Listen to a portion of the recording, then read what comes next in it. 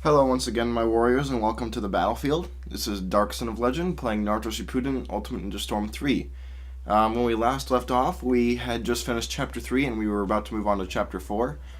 You also noticed that I was outside of the, outside at the Waterfall of Truth, and had yet to go inside. Actually, this is the place that's inside.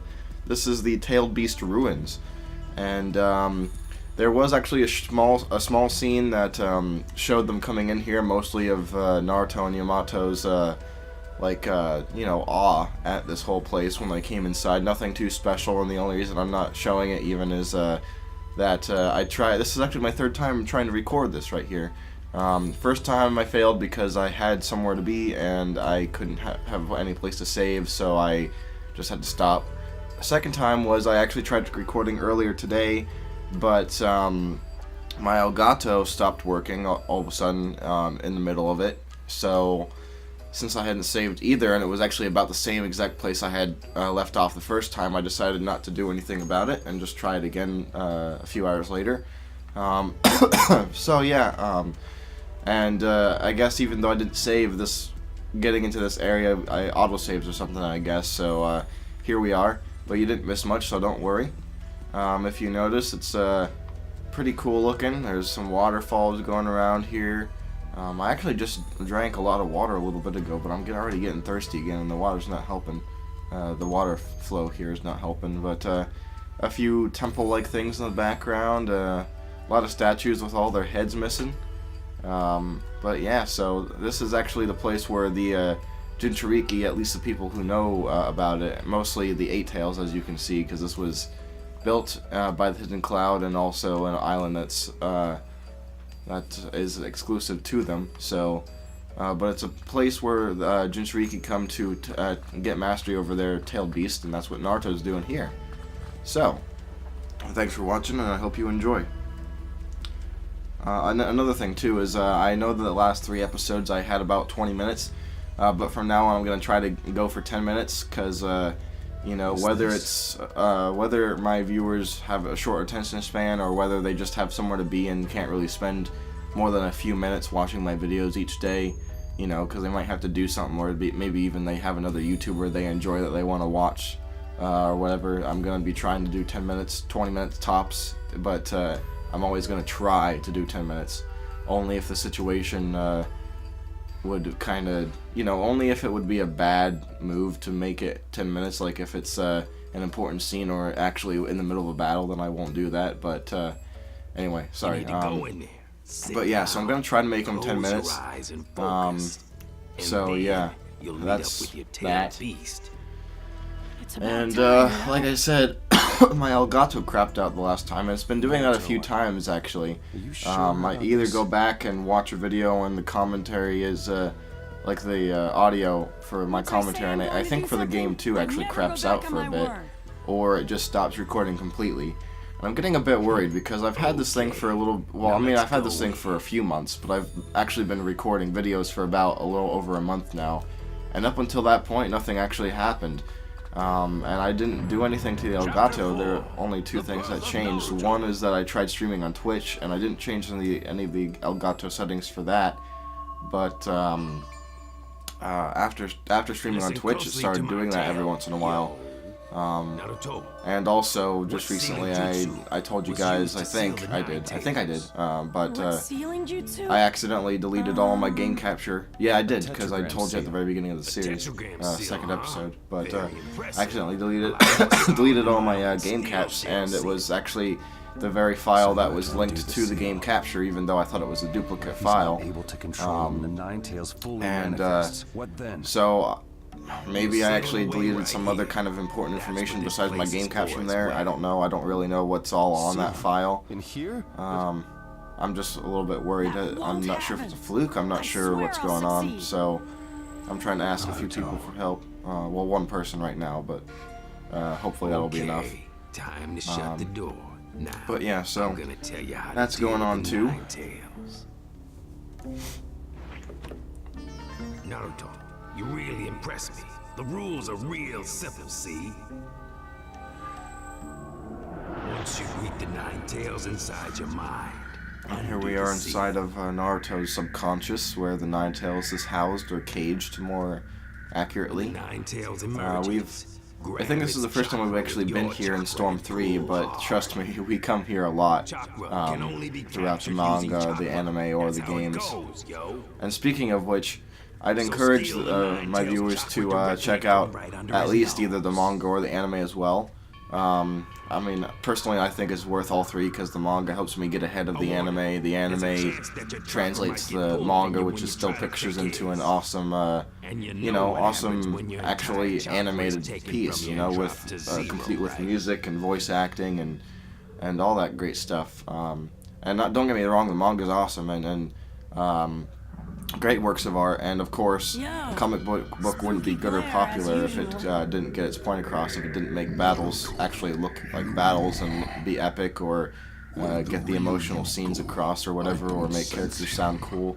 So the manga's great in all respect and everything, but I just think when an anime is done right, it actually increases, it adds on to the experience that you get from the manga, something that it can't actually do. Which, in Naruto's case, I think that actually succeeds the anime. And then, of course, the game, everyone has their different opinions. Some people think the manga's better, some people think the anime's better, some people think they're just as good. And same thing with the game. Some people think that games are great, some people think that they're just as good or worse or whatever like that. I mean, everyone's opinion differs, but in my opinion, they're all pretty much equal.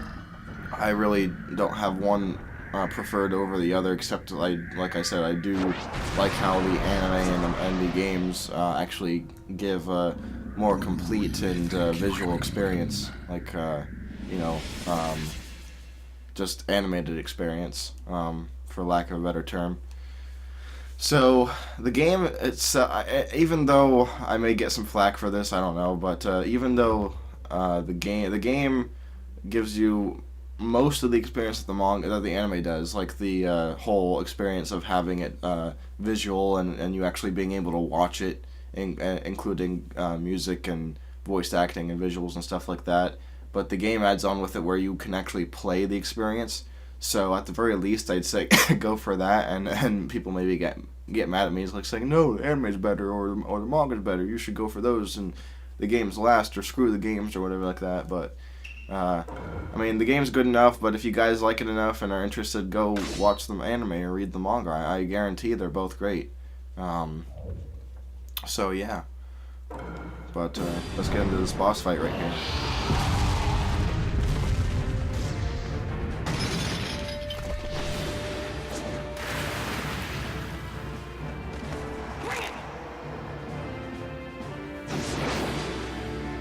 Yo, Naruto, I want to help you fight, yo.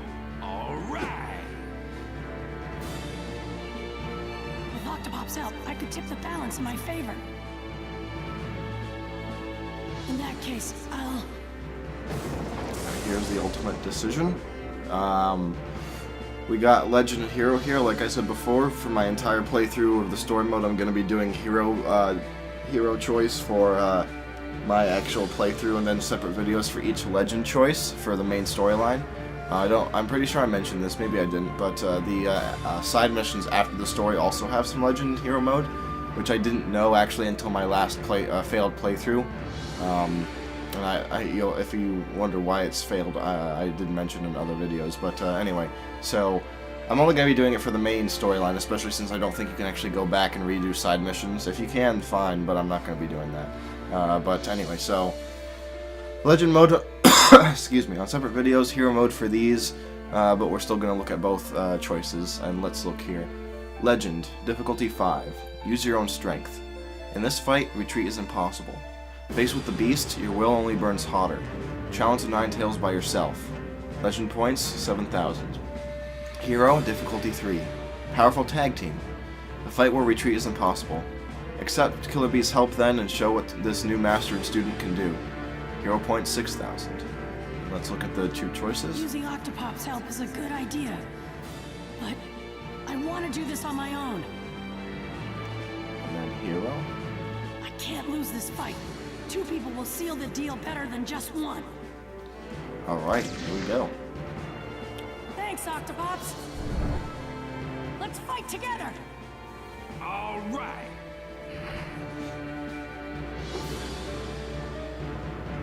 Let the battle begin. Listen up.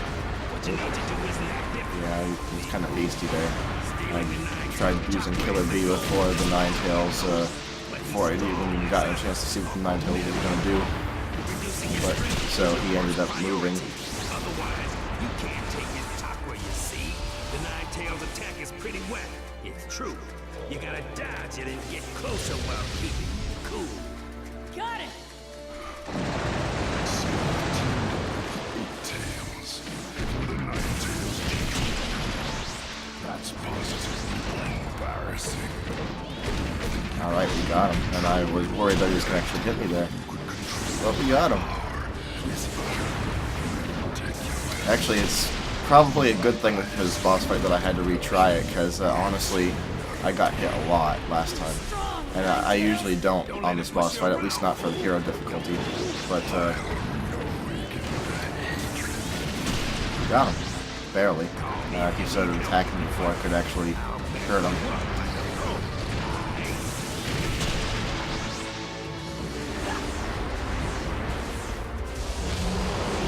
Excuse me.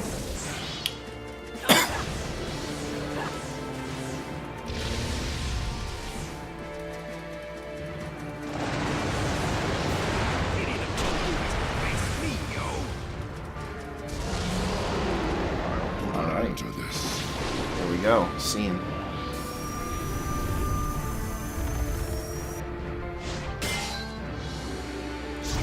Another one of his tail beast bombs.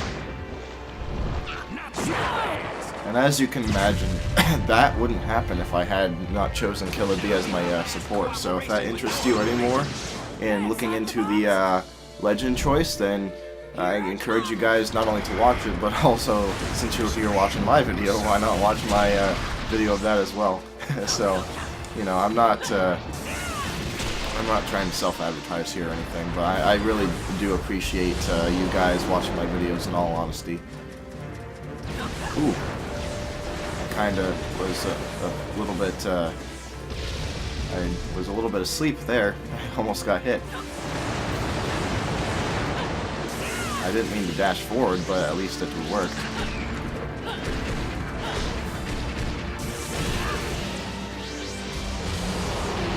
Alright, here we go. Good one, man.